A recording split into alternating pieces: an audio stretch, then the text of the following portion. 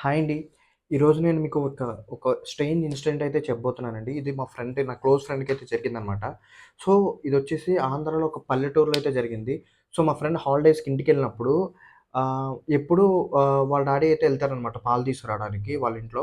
కానీ ఆ రోజు ఈ అబ్బాయి అయితే ఎళ్ళాడు. వాళ్ళ డాడీకి కొంచెం ఏదో వర్క్ ఉండి ఈ అబ్బాయినైతే పాలకెళ్ళమని చెప్పారంట. సో, ఈ అబ్బాయి అయితే పాలకెళ్ళాడు.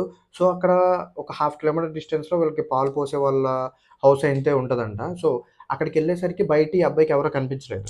కనిపించకపోతే అక్కడ కొంతమంది చిన్న చిన్న పిల్లలు సంథింగ్ ఎల్‌కేజీ, యూకేజీ స్టాండర్డ్స్ జరిగే పిల్లలైతే అక్కడ ఆడుకుంటూ కనిపించారంట. సో, అక్కడ ఒక అబ్బాయి చూసి ఈ అబ్బాయి పాలుకొచ్చిన అబ్బాయిని చూసి మా ఫ్రెండ్‌ని వాళ్ళ నానమ్మకైతే చెప్తున్నాడంట. సో, వాళ్ళ మనవడనమాట. పాలు పోసే వాళ్ళ మనవడే ఆ అబ్బాయి. ఆ చిన్న పిల్లోడు ఎవరైతే ఆడుకుంటూ ఉన్నారో ఆ అబ్బాయి వచ్చేసి వాళ్ళ మనవడనమాట. సో, ఆ అబ్బాయి వచ్చేసి వాళ్ళ నానమ్మకి చెప్తున్నాడు బయట నుంచి ఏమని చెప్పాడంటే లేదా ఒక అన్నయ్య వచ్చాడు, లేదా ఎవరో ఒక అబ్బాయి వచ్చాడు పాలకని చెప్పకుండా, చిన్న పిల్లోడు ఒక యూకేజీ, ఎల్‌కేజీ స్టాండర్డ్స్ ఉన్న పిల్లోడు ఏమని చెప్పాడంటే, ఇది విన్న తర్వాత నాకైతే ఆహ్, నాకైతే ఏం అర్థం కాలేదు. ఏంటి ఈ జనరేషన్ ఇలా అయిపోయిందని చెప్పేసి. ఆ అబ్బాయి ఏం చెప్పాడంటే, పలానా క్యాస్ట్ అబ్బాయి పాలకొచ్చాడు. మీకు అర్థమవుతుందా? పలానా ఎక్స్ క్యాస్ట్ అబ్బాయి పాలకొచ్చాడు. ఇక్కడ వచ్చిన అబ్బాయేమో 25 ఇయర్స్ ఉంటాయి ఏజ్. ఈ అబ్బాయి చూస్తే కనీసం ఒక 4 ఇయర్స్, 5 ఇయర్స్ ఉంటాయి. అక్కడ ఏజ్‌గా రెస్పెక్ట్ లేదు.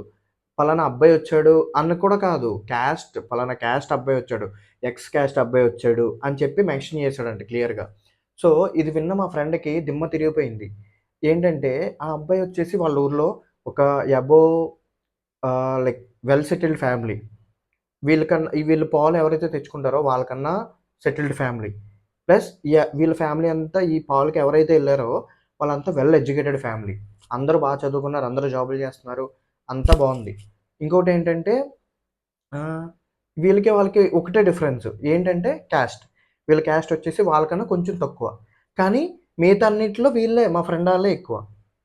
నేను ఆ క్యాస్ట్, ఈ క్యాస్ట్ అని మెన్షన్ చేయట్లేదు. ఎందుకంటే నేను ఇక్కడ క్యాస్ట్ గురించి మాట్లాడట్లేదు. మా ఫ్రెండ్‌కి జరిగిన ఇన్సిడెంట్ గురించయితే మీకు చెప్దామని చెప్పేసి నేను ఈ వీడియో అయితే తీస్తున్నాననమాట.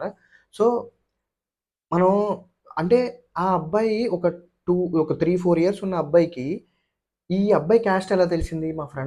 మా ఫ్రెండ్ ఎవరైతే పాలికెళ్ళున్నాడో, ఆ అబ్బాయి క్యాస్ట్ ఎలా తెలిసింది? అంటే ఇక్కడ చూడండి. వాళ్ళు పేరెంట్స్ ఎలా పెంచుతున్నారో చూడండి. ఇప్పుడు మన ఇంట్లో మన పేరెంట్స్ గాని, లేపోతే ఎవరైనా ఎలా బిహేవ్ చేస్తారో, దాని నుంచే వీళ్ళు చిన్నప్పటి నుంచి చూసి చూసి పెరుగుతారు. సో, వాళ్ళు ఈ అబ్బాయి గురించి ఎలా మాట్లాడుకుంటారో, అది వినే కదా ఈ అబ్బాయి కూడా ఈ చిన్న బాబు ఎవరైతే ఉన్నారో, ఆ అబ్బాయి కూడా అలాగే రియాక్ట్ అయ్యాడు. సో, ఇక్కడ నేను ఆ అబ్బాయిది తప్పనట్లేదు. ఆ పేరెంట్స్ తప్పంటున్నా. ఏంటంటే, ఈ అబ్బాయి ముందు ఆ పేరెంట్స్ అలా మాట్లాడి ఉండకూడదు కదా! సో, ఇలా మాట్లాడాడు ఆ పేరెంట్స్ అలా మాట్లాడారు కాబట్టే, ఈ అబ్బాయి కూడా అలాగే మాట్లాడుతున్నాడు. ఇక్కడ ఆ అబ్బాయికి వాల్యూ ఏముంది? అంత చదువు చదువుకొని, అంత జాబు జేసి, అంత చేసినా, ఇక్కడ క్యాస్ట్ ఎక్కువైతే చిన్న పిల్లోడు కూడా ఇష్టం వచ్చినట్టు మాట్లాడతాడా? సో, ఇక్కడ ఇంకో విషయం ఏంటంటే, ఇప్పుడే ఆ చిన్న బాబుని అలా పెంచితే, ఇంకా పెరిగే కొద్దీ ఒక 10 ఇయర్స్, ఒక 15 ఇయర్స్, 20 ఇయర్స్ వచ్చిన తర్వాత, ఆ అబ్బాయి ఒక సెపరేట్‌గా గ్యాంగే మెయింటైన్ చేస్తాడు వాళ్ళ క్యాస్ట్‌తో. అంటే వేరే క్యాస్టోళ్ళని ఎవరిని రానివ్వడా? వేరే క్యాస్టోళ్ళు ఎవరు మనుషులు కాదా? నేను ఆ అబ్బాయిననట్లేదు. నాకు మా ఫ్రెండ్ చెప్పుకొని చాలా అంటే చాలా బాధపడ్డాడు. ఏంటంటే, ఒక 4 ఇయర్స్ అబ్బాయికి నా క్యాస్ట్ ఎలా తెలుసు? ఇప్పుడు ఆ అబ్బాయికి వాళ్ళ పేరెంట్సు ఈ అబ్బాయి ఈ క్యాస్ట్ అని చెప్పే బదులు, ఈ అబ్బాయి అంత చదువుకున్నాడు, అక్కడ జాబ్ జేస్తున్నాడు, చాలా కష్టపడ్డాడు, ఇలా ఇలా చేస్తాడని చాలా పాజిటివ్ థింగ్స్ కూడా ఉంటాయి గదా! ఒక పర్సన్‌కి ఆ పాజిటివ్ సైడ్స్ ఎందుకు చెప్పట్లేదు పేరెంట్స్?